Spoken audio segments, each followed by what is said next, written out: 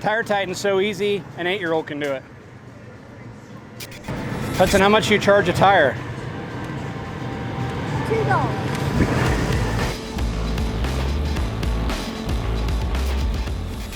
How's it going, Garrett with CSI out here at the Brickyard? We're getting a lot of questions about our tire tighten, what settings they should run. It's kind of like your race car, it's what works best for you. They are very adjustable.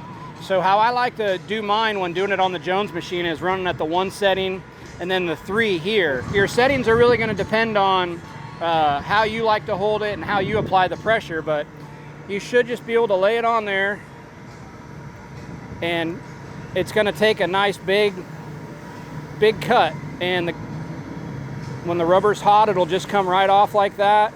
I'll typically do 1 pass.